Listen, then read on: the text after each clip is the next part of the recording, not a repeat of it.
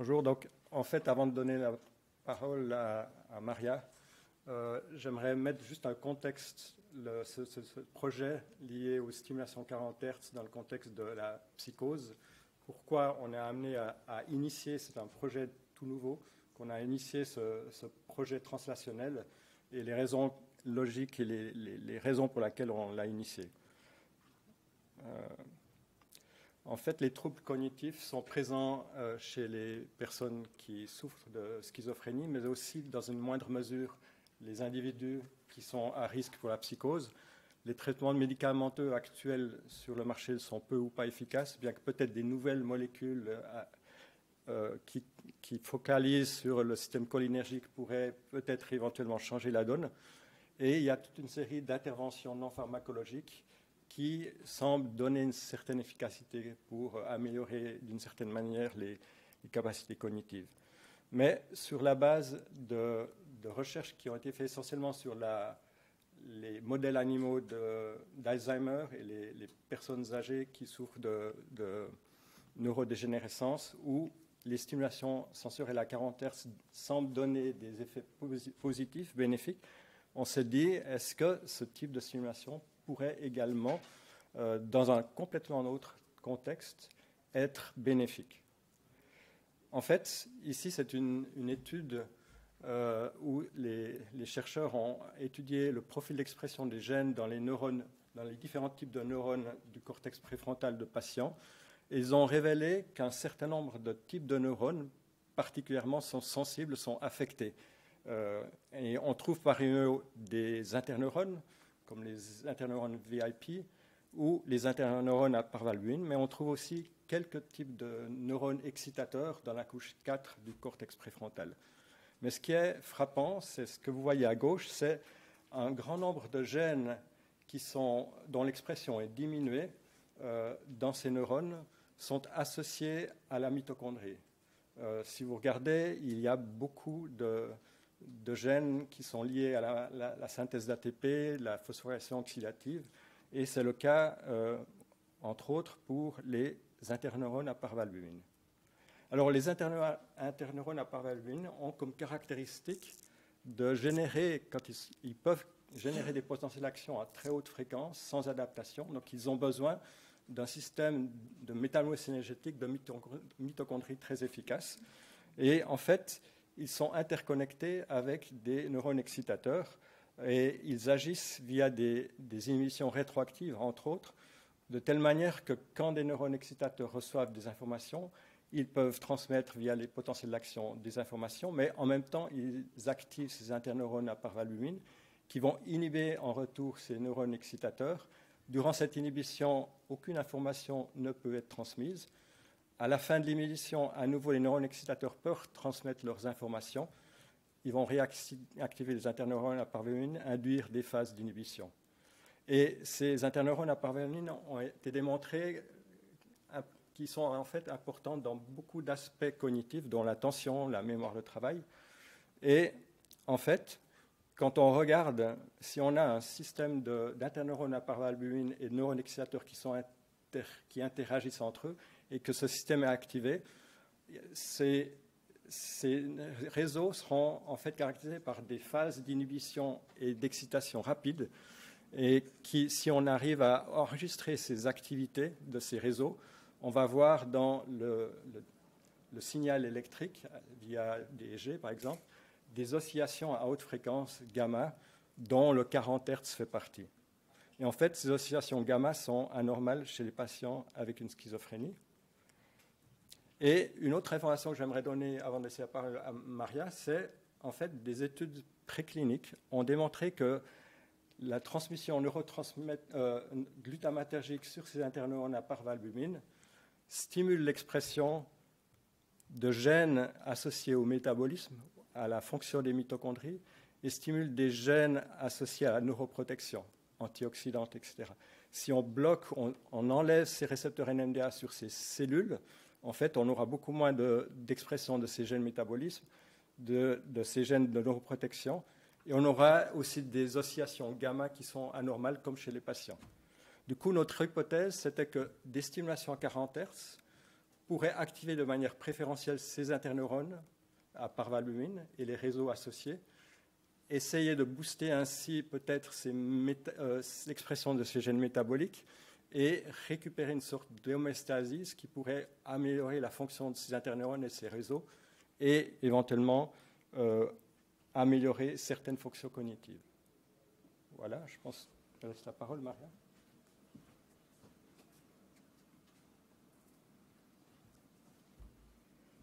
Bonjour à toutes et à tous.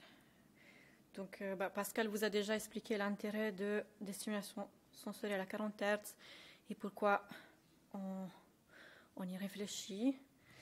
Effectivement, c'est un domaine qui est en expansion. Il y a de plus en plus d'études, je dirais, depuis ces 9-10 années dernières, avec des résultats plutôt prometteurs, mais des mécanismes qui ne sont pas encore vraiment clarifiés. Et là, j'ai cité un article, un des plus marquants, qui est apparu en 2019 sur Neuron. Du coup, on a décidé de faire une revue de littérature sous forme de scoping review. Donc, ça sera pas il n'y aura pas de méta-analyse dans la présentation que je vais faire. Mais c'était le but un peu d'explorer la littérature pour comprendre les connaissances actuelles, pour comprendre dans quel domaine jusqu'à maintenant ces stimulations ont été appliquées. Idéalement comprendre quelques mécanismes du fonctionnement biologique à terme et avoir des pistes pour les futures recherches. Bon, comme mes collègues ont déjà dit, on est une équipe multidisciplinaire. Donc, moi, je suis médecin, je passe mon temps à l'hôpital. Mes collègues sont biologistes, psychologues, puis on a travaillé aussi avec une bibliothécaire pour cette revue. Là, il y a l'algorithme de recherche qu'on a utilisé dans plusieurs bases de données. Et puis, les critères d'inclusion. Donc, on a pris des études sur l'humain, sur l'animal. On n'a pas pris les études in vitro.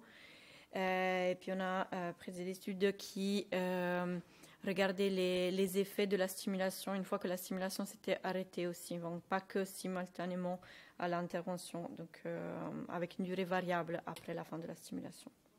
Et la fréquence à 40 Hz, plus ou moins 10 Hz.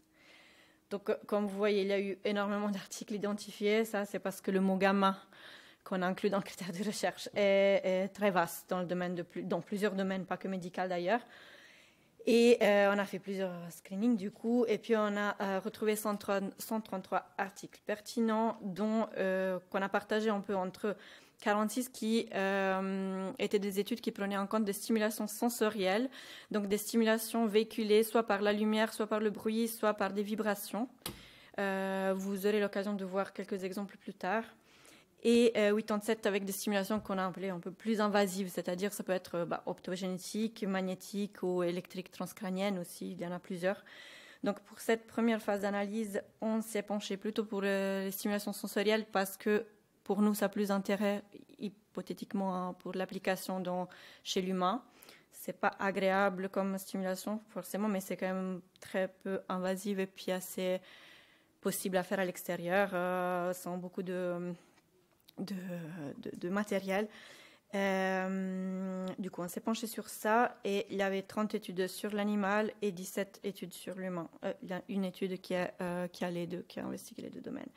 Donc après, de manière arbitraire, on a un peu partagé les outcomes analysés dans les études en 4 niveaux. Le niveau moléculaire, donc plutôt expression génétique, le niveau imagerie ou structurel du cerveau par rapport aux outcomes. On a analysé le niveau plutôt fonctionnel, électrophysiologique, et puis le niveau plus clinique, comportement, cognition, soit chez la souris, chez l'humain. Pour des raisons aussi de timing, on va plutôt analyser les outcomes du comportement et de imagerie et structure pour la suite. Donc chez l'humain, on voit que la population sur laquelle les études ont été faites est en prévalence Alzheimer. Il y a aussi quelques autres études en Parkinson, dépression, troubles du sommeil. Du coup, l'âge en général des populations des 17 études est assez avancé. Les stimulations sont assez variables aussi, hétérogènes, visuelles, auditives ou combinées ou tactiles. Et la durée aussi, elle est assez hétérogène. Et puis on voit chez l'humain, il y a plutôt un intérêt d'étudier le outcome plutôt clinique. Donc, on va s'y pencher.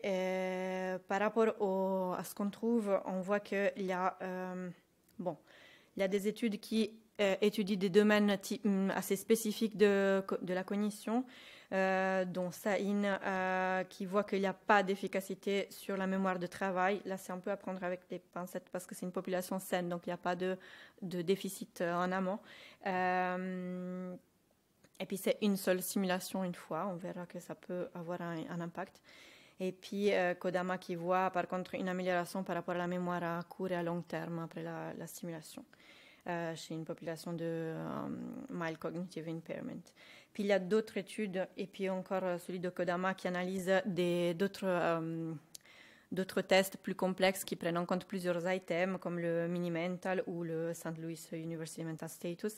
Et il y en a 4 qui voient une amélioration et puis Kodama ne voit pas d'amélioration au mini-mental alors qu'il la voit sur des items plus spécifiques.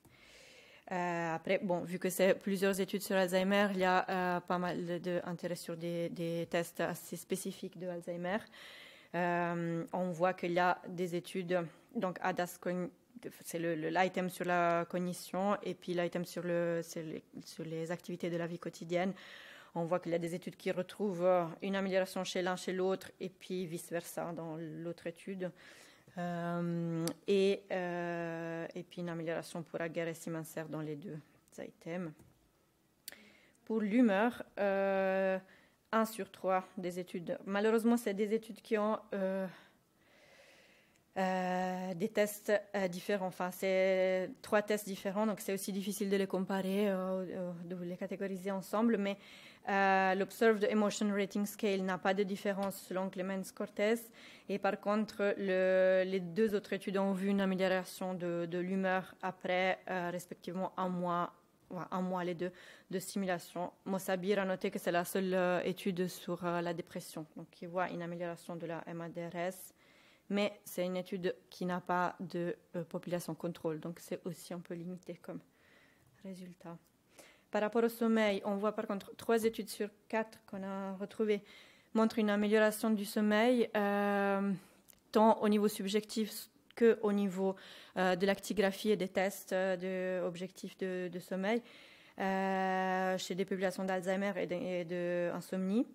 Et puis Sahin, mais c'est de nouveau une population saine, donc il n'y a pas de troubles du sommeil en amont non plus. Il n'y a pas de différence. Voilà, Karolinska Sleepiness Case.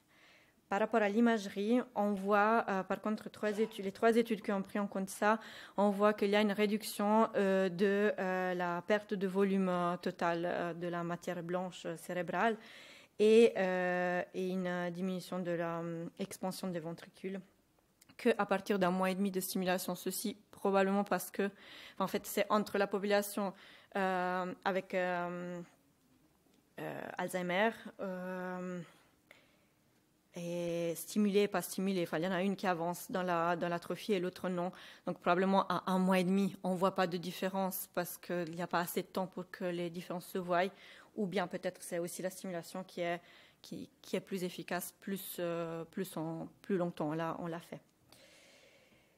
On verra sur l'animal aussi. Donc, la population de l'animal, elle est assez similaire à celle des études sur l'humain, avec une prévalence d'Alzheimer et puis quelques études sur d'autres troubles, notamment les troubles du sommeil. Après, il y a des modèles d'ischémie, un modèle de chemobrain, donc c'est un modèle de cerveau après méthotrexate et cisplatinum comme chimiothérapie. L'âge des souris, elle est importante, vous verrez après avec Pascal. Là, les études qui sont qu'on a, les 30 études animales, il n'y en a que 5 avec des souris de 2 mois, il n'y en a aucune avec des souris de moins de 2 mois. Donc c'est quand même toutes des souris adultes. 2 mois, c'est jeune adulte. Et après, c'est plutôt adulte. La plus grande majorité des études, c'est sur des souris adultes ou même âgées. L'outcome, voilà, ça prend en compte au niveau comportemental et moléculaire. Il y a une variabilité au niveau de la durée et du type de stimulation. Et puis là, les données au niveau comportemental, cognitif, sont un peu plus univoques. Enfin, pas tout à fait, mais un peu plus par rapport à l'humain.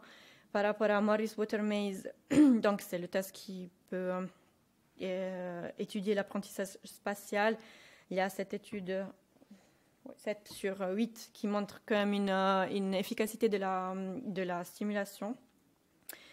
Jung ne montre pas d'efficacité, mais la montre à un autre test, le Y-Maze test, qui analyse la mémoire de travail spatial. Et puis c'est aussi l'étude qui dure le moins longtemps par rapport aux autres. Donc, par rapport aux reconnaissances de nouveaux objets, ça aussi vous verrez un peu de manière plus approfondie avec mes collègues qui testent la mémoire de reconnaissance. Il y a une grande partie d'études qui montrent quand même un effet de la stimulation.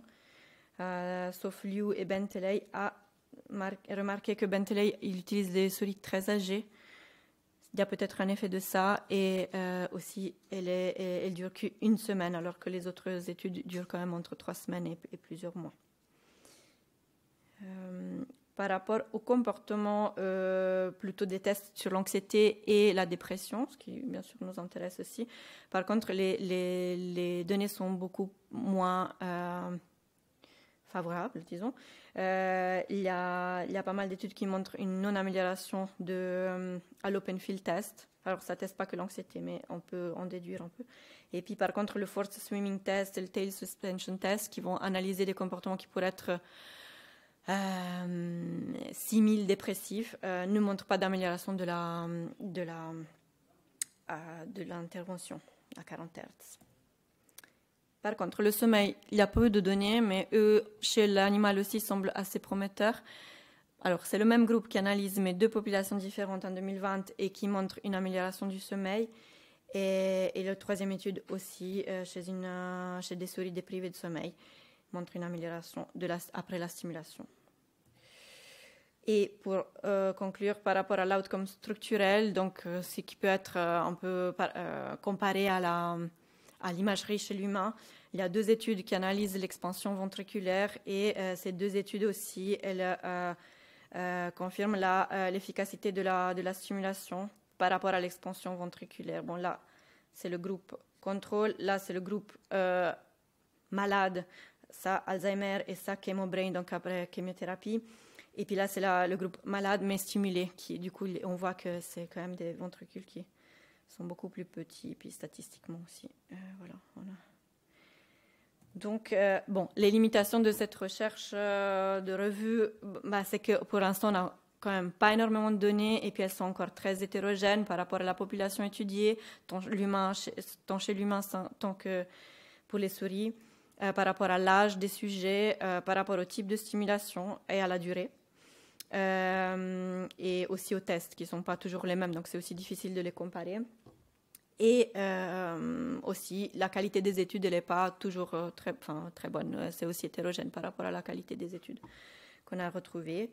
Certains sont de petite taille, certains sont des études de faisabilité avec des outcomes exploratoires.